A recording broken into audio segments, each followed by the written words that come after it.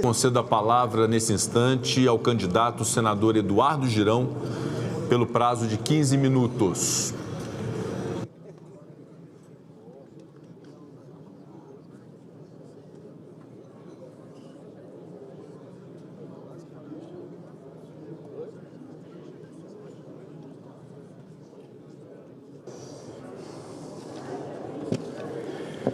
Paz e bem, senhoras senadoras, senhores senadores, eu queria inicialmente cumprimentar minha família, a pessoa da minha esposa Márcia, os meus 5 filhos, um deles fazendo aniversário hoje, está lá em Fortaleza, o Luiz Davi, e dizer o que inspira a minha vida na política, vida que começou há pouco tempo, em 2019. Os fins não justificam os meios. O errado é errado, mesmo que todo mundo esteja fazendo. O certo é o certo, mesmo que ninguém esteja fazendo. Nós estamos vivendo hoje aqui uma grande catarse que me traz, exatamente, foi num sábado, 2019, 1º de fevereiro, quando nós chegamos nessa casa cheio de esperanças. Brasileiro fez uma campanha de fora para dentro, não apenas na eleição, para nos trazer para o Senado, com a esperança de renovar essa casa, com a esperança de que o Senado se aproximasse da sociedade. E nós conseguimos, naquela época, através do voto transparente, aberto, derrotar o favorito para continuar no poder. Ali, na junção daqueles senadores que estavam chegando com os que ainda estavam aqui, reacendeu a esperança e o povo brasileiro comemorou. Mas essa lua de mel com a sociedade demorou muito pouco. O primeiro compromisso foi descumprido com o candidato que hoje quer voltar a conduzir a casa. O primeiro, onde ele fala com todas as letras, não vou colocar o áudio em respeito às pessoas, mas diz: o prestígio e estatura do Senado serão recuperados com o voto aberto. Chega de segredismo na República. Nós construímos uma PEC, aprovamos a PEC na CCJ para o voto aberto e está no plenário, ficou durante a gestão do candidato que foi eleito pelo voto aberto. Eu aprendi uma coisa com o senador Magno Malta, que muito me inspirou a entrar na vida política, senadora Damares, que eu conheço antes de sonhar em estar aqui servindo o Brasil, que a regra da boa convivência é o respeito. Senhor presidente,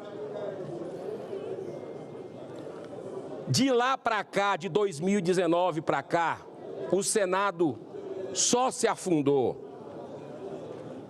A gente precisa entregar a verdade para as pessoas. Eu sou um parlamentar que ando nas ruas, vou nos mercados, muitos aqui também. Vou nas feiras, falo com alguém que é de esquerda, de direita, que é contra governo, a favor de governo, e a nossa imagem está péssima. E não sou eu que estou dizendo, não. A pesquisa do Poder Data, agora do ano passado, mostrou a escalada. Pede silêncio ao plenário aqui, a falta de respeito com o candidato falando. A regra da boa convivência é o respeito. Obrigado, senador Cleitinho.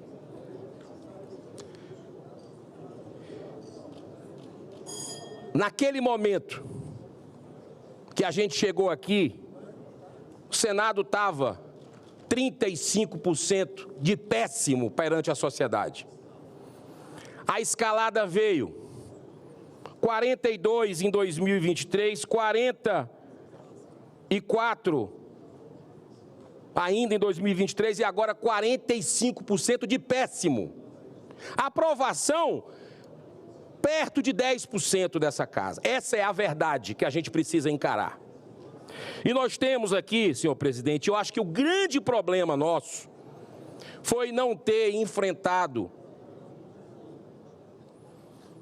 Nós tivemos várias oportunidades, tanto na presidência anterior quanto na sua. O reequilíbrio entre os poderes que foi perdido. A censura voltou ao Brasil depois da redemocratização.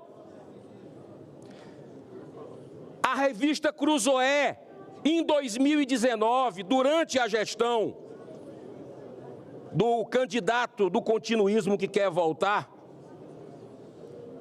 foi censurada pelo STF, numa matéria do amigo do meu pai,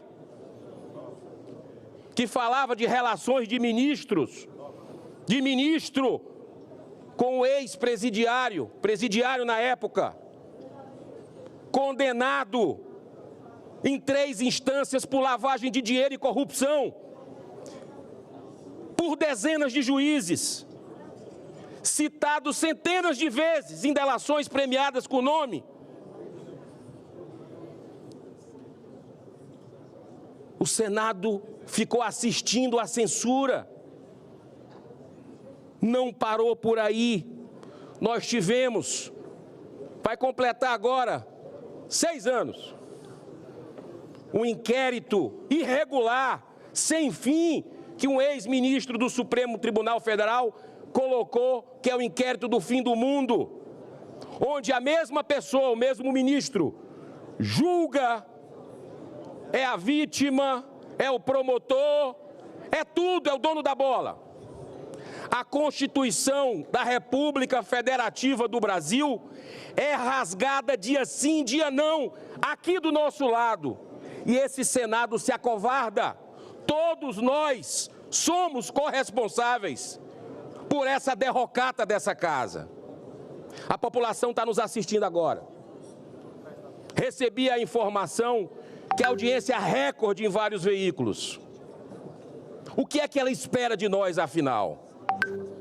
Nós vimos o discurso, agora, que me antecedeu, falando de rede social, de like, já sinalizando controle da mídia, que é o sonho de consumo dos poderosos de plantão, para controlar, para calar o brasileiro. O PL da censura passou sob a presidência do candidato do continuismo. A gente precisa lembrar disso. Um espectro político da direita, dos conservadores desse país, não se sentem representados pelo que acabou de ouvir aqui da outra tribuna do candidato do continuismo. Aqui não é clube privado que um passa o bastão para o outro, faz acordões, vai tu para aquela comissão. Isso não deveria ser correto. Cargos.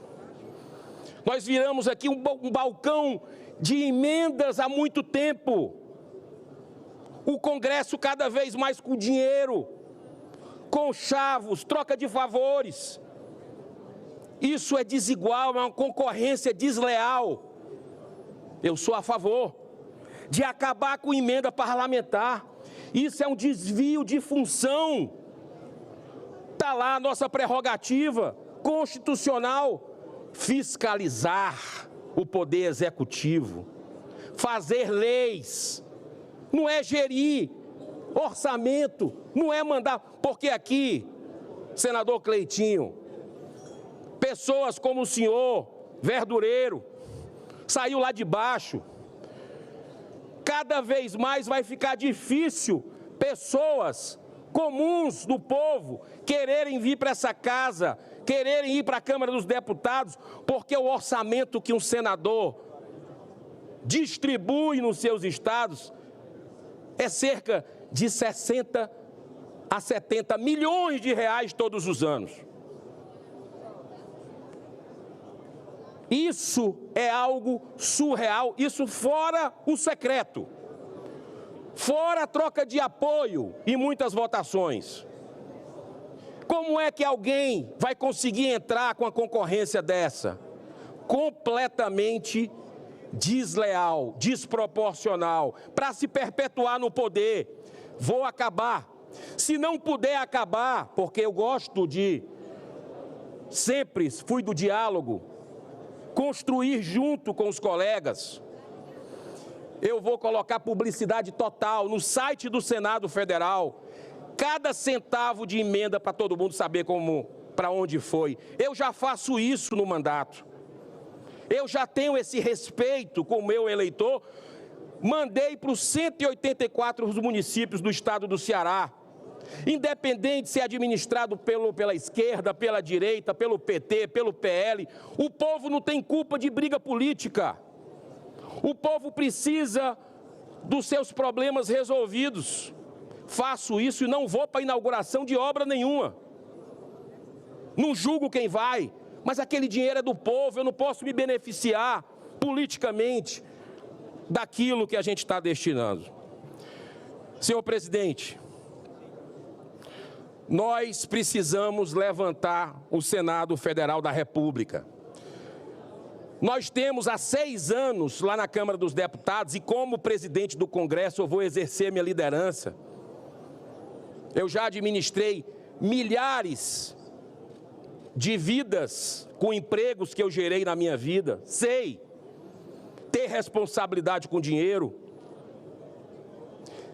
Fui presidente do Fortaleza Esporte Clube, na 3ª divisão do Campeonato Brasileiro. Com a pacificação, com gestão, nós subimos em 6 meses para a 2ª divisão e logo depois foi para a 1ª. É isso que eu quero fazer no Senado, que o Senado saia da 3ª divisão e vá para a elite das instituições desse país, que o Senado represente a população brasileira, porque esse país é maravilhoso, é para estar no topo do mundo, mas nós precisamos fazer o dever de casa. O que a gente não precisa é se rebaixar, cada um no seu quadrado. Nós temos hoje jornalistas, parlamentares, está aqui um, você quer assinar o maior, senador Marcos Duval, que vai falar daqui a pouco. Nós temos cidadãos que estão com passaporte cancelado, parlamentar e jornalista. Isso é democracia onde? Nós estamos com eles, esses profissionais, essas pessoas, esses brasileiros, censurados nas redes sociais, em tribunais secretos, que estão sendo revelados no Twitter File, aqui do STF. Nós temos essas pessoas com as contas bancárias bloqueadas, que trabalharam a vida inteira numa canetada de um ministro do Supremo, e nós vamos ficar calados aqui? É isso. Como é que a gente vai encarar as pessoas lá fora? A insegurança jurídica que esse país chegou, o caos institucional, é porque essa casa não faz o seu dever. E eu tenho certeza da capacidade de cada um aqui, para juntos a gente levantar, porque o brasileiro está aflito lá fora. O cidadão que paga imposto cada vez mais alto. E a gente pode dar o exemplo aqui dessa casa. Sabe quanto é que custa o Senado para funcionar? Mais do que a maioria das capitais brasileiras.